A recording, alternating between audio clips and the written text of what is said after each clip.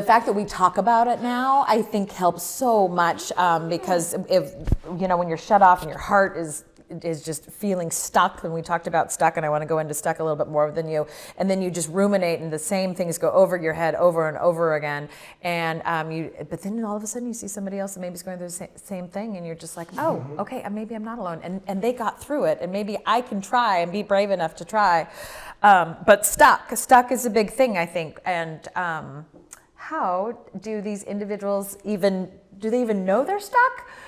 Or sometimes you have to let them go, yes, you're stuck, and we're going to move you through. Yeah. How does that work? Good question, Amy, because sometimes people are just so used to being in a certain way of living life and don't see that there's something else. So the biggest thing, and this is super important, is to recognize, to give a perspective. I like to use the analogy of the eagle view. I love eagles. We all, the eagle, and getting a vision, vision of the eagle. And so it's not, we can't heal from just the level of the mind. It's, we can say, oh yeah, I want to heal. I'd love to feel better when I wake up get out of bed in the morning.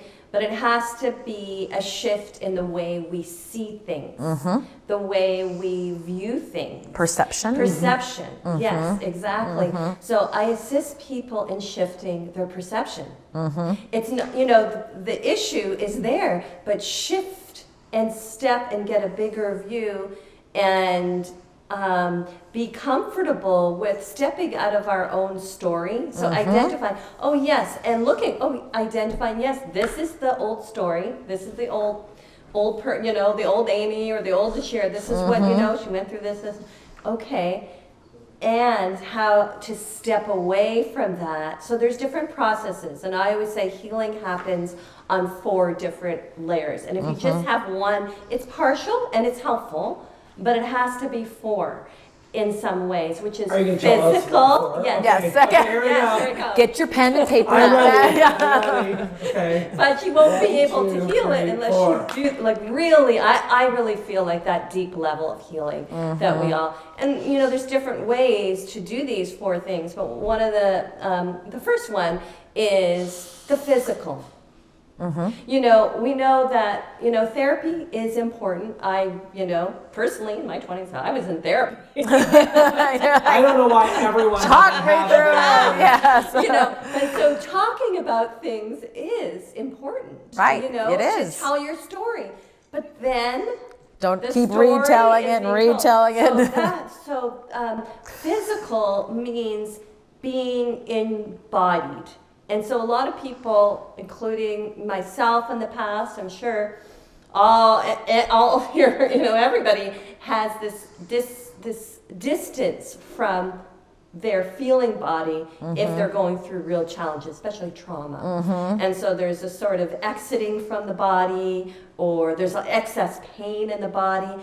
And so physical means reconnecting with the body, inviting people to find, so maybe that's, there's lots of things I'll do, just guide them through just breathing and experiencing where they're feeling the challenge in their body. And that's beyond the story. So that's number one. Does that usually happen in one sitting? I mean, is it easy for people to open that up and let that out? Or do you ever work with people who it's really hard for them to let anything out?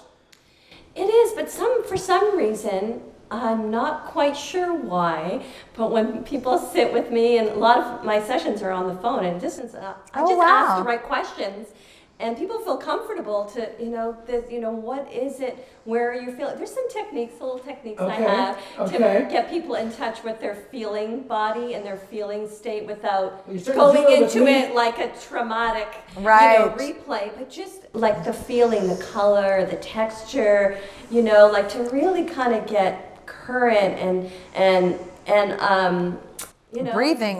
We breathe so shallow that if I feel the difference every year of my life. I feel the difference. It's more suffocating. Yeah, and it's like we're panting all the time. That's nothing to do with the extra 30 pounds on me. Right. Nothing. So breath is a part of the physical too. So I do Okay. some, help people do some breathing. Breathing. So physical Okay. is the first level. Fabulous. Tell us number 2. Number 2 is so the physical, the breathing, and then the mental is there so they can understand what the issue is. Where it came from. Okay, you're right. When I was a child, I didn't feel this way, or I've had this. That they can put it in a view, but it's mentally kind of understandable without having to ruminate on it. Right. The emotions aren't necessarily there in that moment. It's more like, this is the Right. statement of what I'm working Yes. on. Okay. Yeah, and then the physical is the breath and being embodied. And then the third is the emotional. Number 3. So Okay. you can say number 3. Number 3. is emotional, Okay. which is connecting with the emotion. So a lot of times when people are going through stuff, it could be, I'm eating, overeating or drinking or, little addictive habits, repetitive thinking, or there's things where people are not actually letting themselves even feel. I'm not talking about emotional outbursts. I'm talking, I'm noticing I'm feeling really sad right now. Let me just feel this. And knowing that it's okay to feel it for a few moments. Because if you don't feel it, you can't heal it. Absolutely. Ooh, that's our bumper sticker right there. And so on number 3, the emotion. So your emotion so stuck on emotion, feel the emotion, feel the sadness. Feel it, move on. Right, feel and move on. Move on. And number 4. Yeah, so just a last note on that feel. So it's not so much emotion. Emotion's getting stuck in it. But feeling, okay, as this is a color, this is a temperature, this is in my body. So it kind of goes with the physical emotion. And then I feel it, and there's a gift in it. And then number 4 is the most important, actually, which is a difficult one, because I feel like a lot of people have lost connection with this, and this is the spiritual. Oh. But it's not necessarily the mass Right. spiritual. It's your own connection with your own spirit. Reconnection with your spirit. Like, who is Ashera's spirit? Why are you here? What is your It's not necessarily. purpose? It can be connected. Maybe you do go to church, or maybe you go to. These are that's more.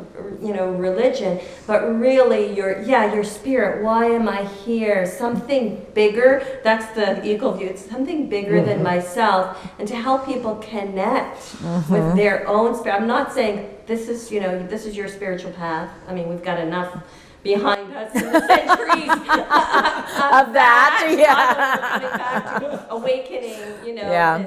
this energy of finding your own spirit and finding your own gifts and finding that connection on a daily basis. And I think if each of us is really connected to our own spirit, whatever that means for each of us, like really feeling that. And it's so elusive, because even I'm saying, I'm like, well, some people, what does that mean? It's like, well, yeah, so I can't take you to connect you with your spirit by talking to you about it. So when the sessions or the workshops, there's an opening that happens where we connect you with that space. And I think spirit's in the space of the pause.